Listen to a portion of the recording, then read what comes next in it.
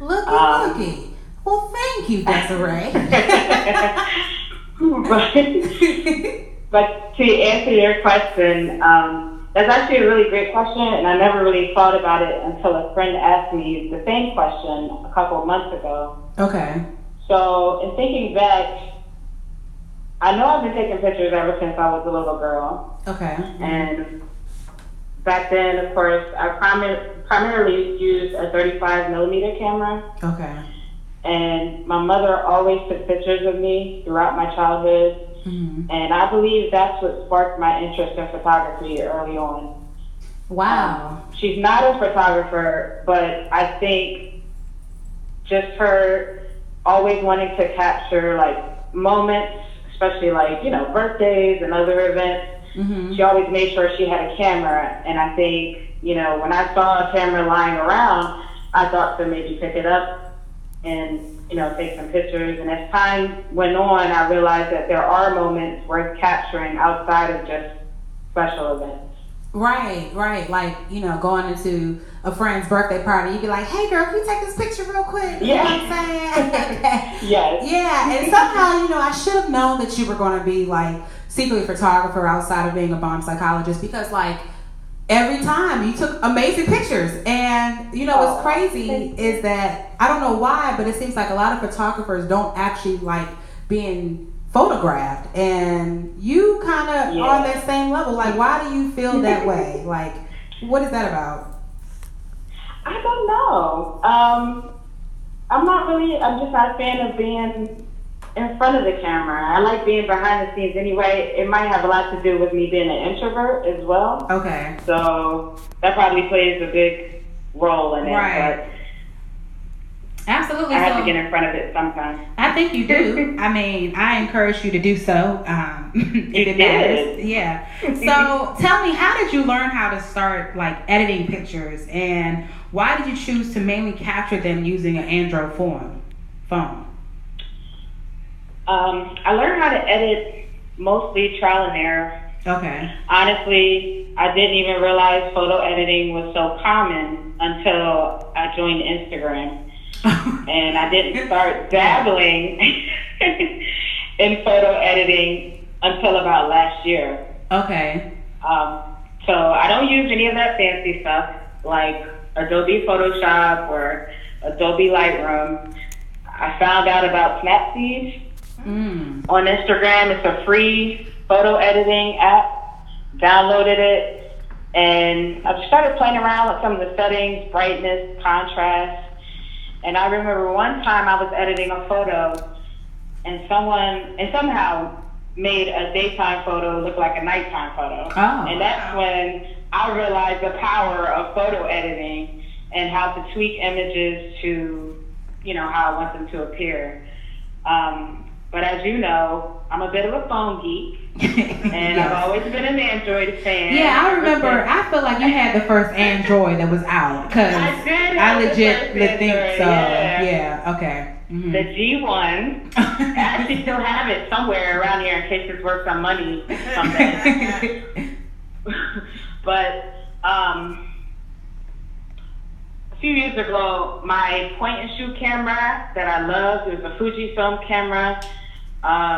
It was my first like big camera purchase, was stolen. Oh no. And that, well, because of, you know, how that went down and everything else, I just kind of didn't even think about photography anymore. That kind of just went on the back burner.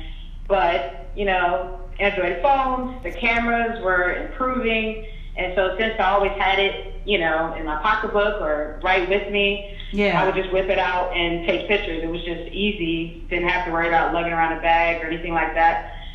So it kind of just happened. It was just circumstantial. It just happened to go that way, and I'm so comfortable with Android phones and just started using it, perfecting that way. Well, you definitely have perfected that skill for sure. I mean, I was looking at a picture on yesterday, and like your captions are legit probably just as important or vital as the image that you captured. And you know, it's like there was a picture of a water fountain and a kid playing in the water fountain. There was another child that was in the water fountain, but he had a actual umbrella, and you're just like prepared versus unprepared. And it's just like whole time, Mo. I mean, I definitely think that was clever. I mean, like these captions are very whimsical, but it helps to provide a greater understanding or appreciation for what is being seen through the lens. And I mean, to be able to make that connection to people is very important. And it seems like your style of photography is more like nature oriented and everyday experiences as a human, you know. Yeah, exactly. And so Bevan is like scanning through all your pictures and everything else like that. And you know, so tell us kind of like your vision in terms of what you're looking at when you're taking these pictures. Like, you know, you just walking down the street, or you just automatically see it, or does it come to life, or do you have to create that ambiance, or like what is that like? Oh, very good questions. I feel like there is beauty in realness, so that's what catches my eye. Okay. Things just as they are. No staging, no setting up, no, you know, hey everybody, let's get together, smile. You know, we'll do it, especially, you know, we're together. But right. I like a lot of the candid moments when people aren't really paying attention. If a couple is holding hands, walking down the street with the look of love in their eyes, or children playing, people walking past the walls and coincidentally matching their surroundings. Right. Architecture. Or a dog running in the lawn and the leash is there. I mean, like, what? I mean, like, are you sure you're not paying people for this? Because, like, some of this stuff is just, like, a little bit too good to be true. You know what I'm saying? I'm just trying. Okay, just kidding. Yeah. No, honestly, I just feel like a creeper sometimes because I'm taking pictures of strangers, first of all, or I'm just standing there, and it's not like I just take one shot either. It's a lot. Okay. I take a lot of pictures, and then I'll go through them later, and things will kind of jump out more at me as I'm going through it. So I took a lot of pictures of that dog running, but it was the one where you could see and the owner was right there, and she saw me, but she didn't say anything. Okay. It was just the one image with the leash and the ball. Right. And just kind of the angle of it that I liked. And that's why I posted it. Absolutely. It was dope, though. I mean, like, they're very, very good. And I mean, to the other part that's crazy is like, wait a minute, this is from an Android? I mean, most of these are from an Android? Like, pause. How is that even possible? Like, my pictures don't come out like that. I mean, that takes a little bit of... thank you. Yeah, that definitely takes some skill. And, you know, I definitely think that background from Drexel, DU, okay. Oh, yeah. Okay, no. Definitely have fun with that a little bit. Absolutely. You know, Drexel University is an amazing place to be. And you spent some time at University of Penn as well, and I was formulating this question a little bit differently, but I want you to talk about how now your passion and what would seem to be a hobby has now started to grow into something more recognizable. And tell us about kind of like what has been happening for you as of late, just in terms of you Penn and being on, you know, having your pictures on a greater platform of display and appreciation. Well, as you know, I take photos for the University of Pennsylvania's social media channels. I think last year I saw like a ad, so to speak, on their Instagram saying, you know, think you could take a better picture? Show us. Oh, okay. And so I was just like, yeah. So I was just, I'm always on the campus anyway, and I had already posted pictures of Penn, so I was just like, why not? Right. I don't have a resume for, you know, a photography resume or anything like that, but it's kind of a shot in the dark, and somehow things worked out. Yeah. So, given that opportunity, it's been a great opportunity thus far, and it has really challenged me to get out there and explore Philadelphia more, to be more purposeful about my shooting, because I started out, you know, just kind of taking pictures. You know, I'm a pedestrian, so as I'm waiting for the bus or walking here or there, I might see something, take a picture, and then I keep it moving. Yeah. But taking photos for university. You know, when they're looking for you to produce images, it's like, okay, I need to be more purposeful. So I would try to go out to events that I knew that were going on in Philadelphia and try to capture something different. So that's really challenged me to get out there and explore Philadelphia more. Yeah, definitely. And so I know that your pictures are, you said 2 are selected now to be on an exhibition for people to view. Just tell us real quickly, where can they go if they're in the Philadelphia area or want to take a trip up, you know, it's Labor Day weekend coming up, where can they go and find those pictures that were chosen? They can go to the Perlman Center for Advanced Medicine.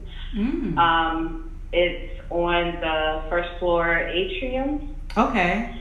They're lining the walls. It's a bunch of images. There, I'm trying to think. You would have to look for my name underneath it. But one is of a cloud. Okay. In a really interesting formation. Both photos are also on my Instagram page, so I can also show people there. Yeah. And the other photo is of a red flower. But my name is underneath both of those photos. The price is also listed there. Yes, price. Okay. Right, price, yes. Price is a nice thing to have. Well, listen, Desiré. Well, we're just so glad that you had time, you know, to spend with us this evening and to talk about the process that you went in terms of developing, creating, and exploring your own gift of photography and how it will grow. And so I would normally people say the sky is the limit, but I definitely think that the sky is just the brim for you because of your introspective ability to look beyond that and to capture things that others don't necessarily see, but you bring those to light.